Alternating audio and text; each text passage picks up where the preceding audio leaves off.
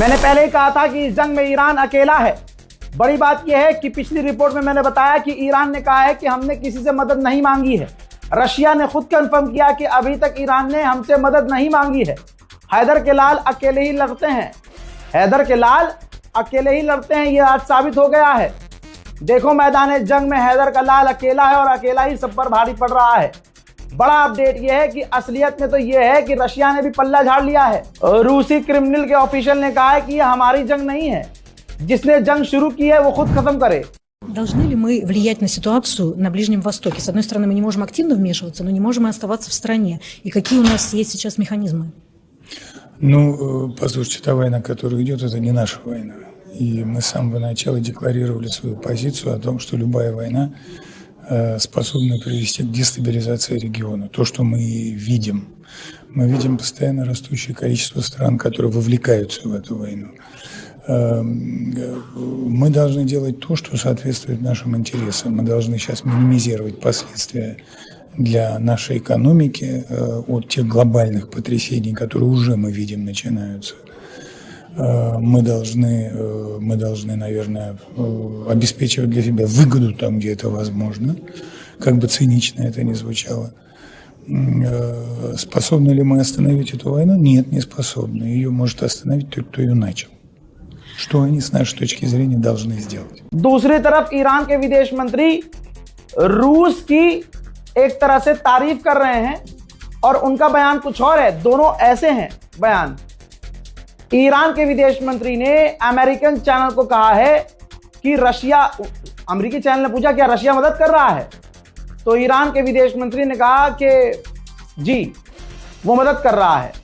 आगे से सवाल आता है कैसे, तो उन्होंने कहा कि हम नहीं बता सकते क्योंकि हम जंग के बीच में हैं। अब दोस्तों ये आपके हाथ में है कि आपको क्या लगता है, रशिया मदद कर रहा है कि नहीं? मेरे हिसाब से नहीं कर रहा है। फिर आप कहेंगे कि भाई इन्होंने, ईरान के विदेश मंत्री ने इतनी बड़ी बात कैसे कह दी कि रशिया मदद कर रहा है? भाई रशिया को खुश करना चाहता है ईरान। रशिया और चाइना ऐसे हैं कि जो बस जबान से भी साथ दे रहे हैं। और अमेरिका के पत्रकार का सीधा इतना बड़ा सवाल है, अगर ईरान कह देता कि नहीं वो बिल्कुल मदद नहीं कर रहे हैं तो शायद ये रशिया को बुरा लगता। ये मेरा पर्सनल ओपिनियन है। वहीं दोस्तों बड़ी खबर आ रही है, भारत का एक फाइटर जेट Su-30 गिर गया है। जी हाँ, ऐसा नहीं है किसी ने मार गिराया भाई, ऐसा नहीं है। भारत के अंदर ही ये Su-30 फाइटर जेट हमारा गिर गया है। रिपोर्ट यह है कि आसाम के अंदर हमारा Su-30 गिर गया है। कहा जा रहा है कि पायलट ने इजेक्ट किया है, लेकिन अभी कंफर्म रिपोर्ट आना बाकी है। हैदर के लाल कैसे होते हैं जानिए। चाइना में जो ईरान की एम्बेसी है, चाइना के लोग वहां जाकर पैसा दे रहे हैं कि हम ईरान को सपोर्ट करना चाह रहे हैं। इतना सपोर्ट किया, इतना पैसा दिया कि ईरान ने ईरान से पैगाम चीनियों को दिया कि हमें पैसे की जरूरत नहीं है अल्हम्दुलिल्लाह। जबकि देखिए ईरान को पैसे की सख्त जरूरत है, लेकिन ईरान अपने चाहने वालों से क्या कह रहा है कि हमें आपसे पैसा नहीं चाहिए, आप जो हमें सपोर्ट कर रहे हैं यही बहुत काफी है और आप लोगों का बहुत शुक्रिया। अमेरिका के रोने के बाद ज़ेलेंस्की ने कहा है कि हम अपने ड्रोन गिराने के एक्सपर्ट मिडिल ईस्ट में भेजेंगे, तमाम अरब देशों में, जहां वो अमेरिका और अरब देशों की मदद करेंगे ईरान के ड्रोन्स गिराने में। हजरात इंशाअल्लाह आप देखेंगे, हम भी देखेंगे कि सारी इसकी जो स्पेशलाइजेशन है रूस के आगे, जो उसने रूस से सीखी है स्पेशलाइजेशन ईरान के ड्रोन गिराने में, ये भी फेल होगा। ईरान के आगे यूक्रेन भी फेल होगा। उधर कुवैत से भी अब खबर आ रही है कि कुवैत ने भी अपना ऑयल प्रोडक्शन बंद कर दिया है, क्योंकि भाई इलाके से जब निकल ही नहीं पा रहा है तेल, तो वो इतने तेल बनाकर प्रोड्यूस करके करेगा क्या? पूरी दुनिया में बदनामी होने के बाद भारत ने आधिकारिक तौर पर प्रेस नोट जारी किया है, जिसमें बताया है कि जब ईरान की नेवी पर हमला हुआ तो ईरान की नेवी ने मदद मांगी। यूनिवर्सल, जैसे जब कोई जहाज गिरता है तो मैडे मैडे बोला जाता है ताकि आसपास कोई भी सुने, मदद के लिए पहुंच जाए। इंटरनेशनल लॉ है ये। तो पास में श्रीलंका पड़ता था तो श्रीलंका मदद के लिए पहुंचा, और जब तक श्रीलंका पहुंचा तो ऑब्वियसली जहाज पूरी तरह तबाह हो चुका था, ईरानी लोग मर चुके थे।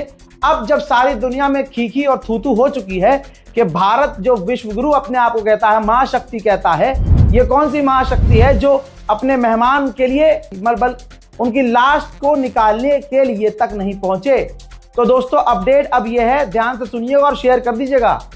2 भारत के युद्धपोत को भारत ने श्रीलंका की मदद के लिए भेजा है। लिखा यह है, यह नहीं लिखा है कि ईरान की मदद के लिए भेजा है, लिखा यह है कि श्रीलंका की मदद के लिए, ताकि श्रीलंका की मैन पावर बढ़ जाए।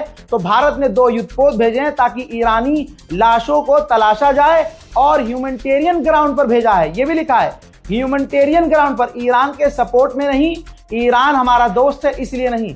यहां पर 2027 में हिंदू नाराज होकर मोदी को वोट देने से पीछे ना हट जाए, इसलिए बैलेंस कर रहे हैं मोदी जी कि भाई इधर से मतलब मुसलमान भी खुश हो जाएंगे कि चलो भारत ने 2 युद्धपोत भेज दिए हैं, और उसको भारत की अब गोदी मीडिया तोड़ मरोड़ के ऐसे दिखाएगी कि देखो भारत का युद्धपोत अब ईरान को बचाने के लिए निकल चुका है।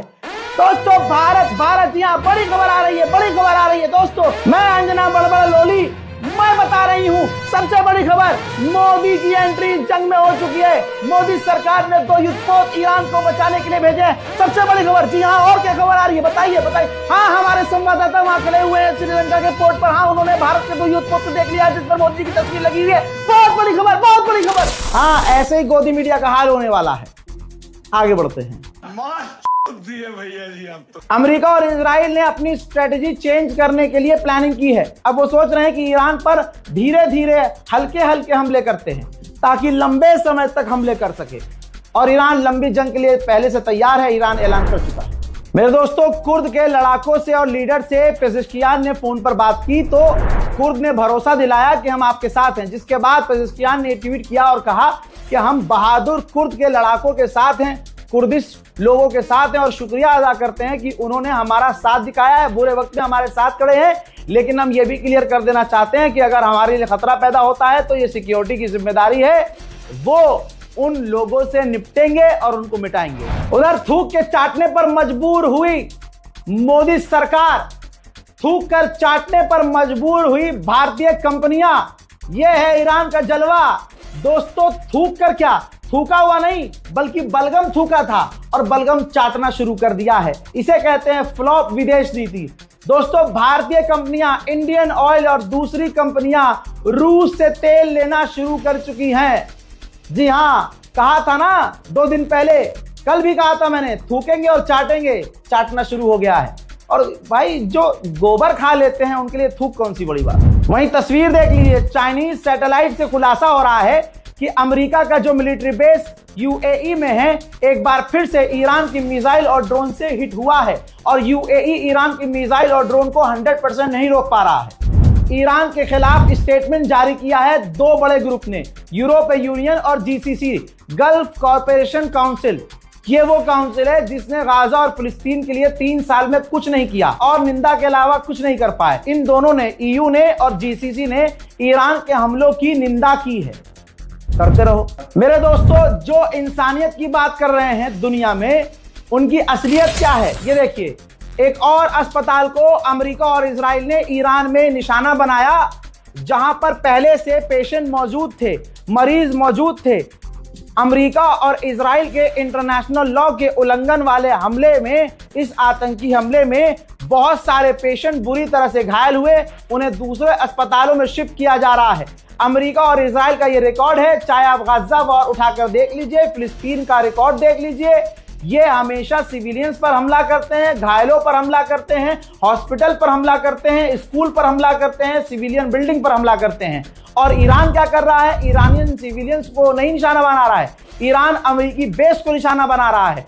सऊदी अरब की गवर्नमेंट ने यह भी कंफर्म कर दिया है कि हमने मोसाद के एजेंट्स को पकड़ा है, जो सऊदी अरब में और दूसरी जगहों में आम लोगों के इलाकों पर और सिविलियंस पर हमला करने का, ब्लास्ट करने का प्लान कर रहे थे, ताकि हम भड़क कर, अरब देश भड़क कर ईरान से सीधा जंग में उतर आए। सऊदी अरब ने ऑफिशियल कंफर्म कर दिया है। अब तो अमेरिका और इजराइल की मानसिकता को दुनिया समझ ले। हजरात, ईरान पर लगातार हमले अभी भी जारी हैं। अगर वहां से वीडियोस हमले की नहीं आ रही हैं, क्योंकि वहां इंटरनेट काफी लिमिटेड है, तो इसका मतलब यह नहीं है कि वहां हमले नहीं हो रहे हैं। अगर कोई मौलाना वहां का किसी सेफ जोन में जाकर आपको यह दिखा रहा है कि यहां तो हम चाय पी रहे हैं, यहां सब कुछ ठीक है, सब कुछ ओके है, तो वो मौलाना आपको बहका रहा है। ईरान के दूसरे इलाकों में तो हमले हो ही रहे हैं। सबूत आपकी स्क्रीन पर है।